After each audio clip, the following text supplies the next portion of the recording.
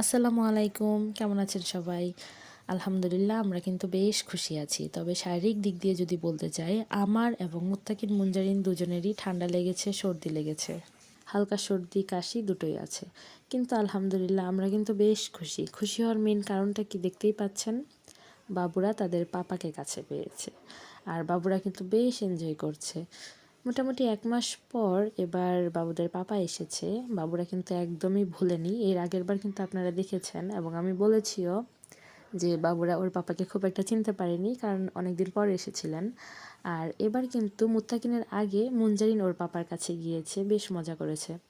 প্রত্যেকবার কি হয়, মুত্তাকিন সাধারণত ওর পাপার কাছে আগে যায়। মুনজারিন কিন্তু একটু ইন্ট্রোভার্ট। ও সাধারণত নতুন মানুষ বা ঘরে যদি নতুন কেউ আসে বা ওর পাপা আসলেও একটু সময় নেয় মিশতে। আর এই যে দেখতে পাচ্ছেন মাশাল্লাহ বাবারা কিন্তু বেশ খুশি। আর এটা হচ্ছে প্রথম দিন রাতের ছবি, অর্থাৎ যেদিন এসেছে সেদিন তো অনেক রাত হয়ে গিয়েছিল, তারপরের দিন রাতের। সারাদিন বেশ এনজয় করার পর ছেলেকে আমি ঘুম পাড়ানোর জন্য রেডি করব, কিন্তু ছেলে আমার সাথে খায়নি, ছেলে ওর পাপার সাথে খেয়েছে মাশাল্লাহ। আর মেয়ে তো এমনিতেও খুব কম খাওয়া দাওয়া করে, ও একটু ফিডারে সুজি খেয়েছিল। আর এই যে মেয়েটাকে দেখতে পাচ্ছেন, ওদের দুজনের বসা স্টাইল শোয়ার স্টাইল দেখে কি বোঝা যায় না যে ওরা বাবা মেয়ে? সত্যি ছেলে মেয়ে দুজনই ওর পাপার মতো হয়েছে। অনেক কিছু মিলে যা আমার সাথে মিলে না।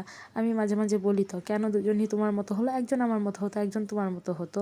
তবে অনেকেই নাকি বলে যে চেহারা, ছেলের চেহারা ওর পাপার মতো হয়েছে আর মেয়ের চেহারা নাকি অনেকটা আমার মতো হয়েছে। কিন্তু আমি অনেক কিছু মিল পাই ওর পাপার সাথে।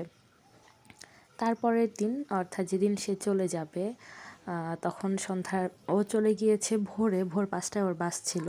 তো সন্ধ্যার দিকে আমরা একটু বাহিরে গিয়েছিলাম। আমি ওকে বলেছিলাম আমি তো সবসময় একাই থাকি, আমার বোরিং লাগে, চলো একটু বাইরে থেকে ঘুরে আসি। তো উনি তো অবশ্যই যাবে, মানে ও হচ্ছে এরকম টাইপের মানুষ, আমি যদি বলি যে হ্যাঁ চলো বাইরে যাবো, ও আমার আগে রেডি, এই অবস্থা। আর এখন তো জানি যে ২ বাচ্চা নিয়ে আমি বেশ অনেক বেশি বিজি থাকি। ও তো টাইম দিতে পারে না আমাদের, যেহেতু ও অন্য জায়গায় থাকে, কিন্তু যতটা পারে চেষ্টা করে অবশ্যই। তারপরও চলে যাওয়ার আগে আমাদেরকে আরেকটু ভালো সময় উপহার দেওয়ার জন্য আমাকে নিয়ে গেল বাহিরে। আমরা তখন বাইরে একটু ঘুরে ডিনার করেছিলাম। এখানে কিন্তু মুনজারিন আসেনি, মুত্তাকিন এসেছে। তার কারণ হচ্ছে মুনজারিন তখন ঘুমাচ্ছিল। আর তাছাড়া আমিও একটু নিজের মতো করে সময়টাকে এনজয় করার জন্য আমি চেয়েছিলাম আমি একটু ফ্রি থাকি। আমি যদি মুনজারিনকে কোলে নিয়ে থাকি তাহলে কিন্তু আমি সেই নিজের মতো করে এনজয় করতে পারবো না। এখানে দেখতে পাচ্ছেন যে মুত্তাকিনকে কিন্তু ওর পাপা কোলে রেখেছে, ওর পাপা মুত্তাকিনকে কোলে নিয়ে নিজেও খেয়েছে, মুত্তাকিনকেও খাইয়েছে।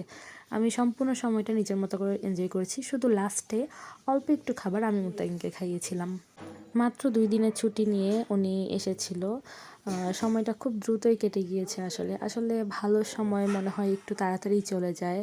এটা কিন্তু আসলেই সত্যি কথা। তবে আমি যে বাবুদের সাথে খারাপ সময় কাটাই তা কিন্তু নয়। বাবুদেরকে নিয়ে আমার বেশ ভালো সময় কাটে। কিন্তু তারপরও যখন ওর পাপা আসে আরেকটু ভালো সময় কাটে আমাদের, সেটা আপনারা নিশ্চয়ই বুঝতে পারছেন। কারণ বাবুরা খুব খুশি হয়। আর বাবুদেরকে হ্যান্ডেল করার জন্য আমি আরেকটা হেল্পিং হ্যান্ড পেয়ে যাই বলা চলে। আমি নিজের মতো করে একটু টাইম স্পেন্ড করতে পারি। এই তো আমাদের খাওয়া দাওয়া শেষ। আমরা খেয়েছি, আমার মেয়ে খাবে না সেটা কি হয়? যদিও বাবু বাহিরের খাবার খাবে না, তারপরও আমাদের মনে সান্ত্বনার জন্য মুনজাইনের জন্য একটু খাবার নিয়ে গিয়েছিলাম। মুনজাইন খেয়েছে, মুনজাইনের নানু খেয়েছে, নানা ভাই খেয়েছে। এই তো এভাবেই খুব সুন্দরভাবে ২টো দিন আমাদের জীবন থেকে চলে গেল। ওর বিদায়ের সময় হয়ে গিয়েছে, এখন বাজে ভোর 4:30। ও বের হয়ে গিয়েছে বাইরে, কিন্তু তখন আলো ফোটেনি এবং বেশ কুয়াশা। আর আমি ভিডিওটা করছি, মুত্তাকিন কিন্তু তখন সজাগ হয়ে গিয়েছিল কীভাবে যেন। মুত্তাকিনকে কোলে নিয়েই আমি ওর পাপাকে বিদায় দিয়েছিলাম। তো আমার পরিবারের জন্য সবাই দোয়া করবেন। আমার ভিডিও যদি ভালো লাগে প্লিজ লাইক, কমেন্ট, শেয়ার। আল্লাহ হাফেজ।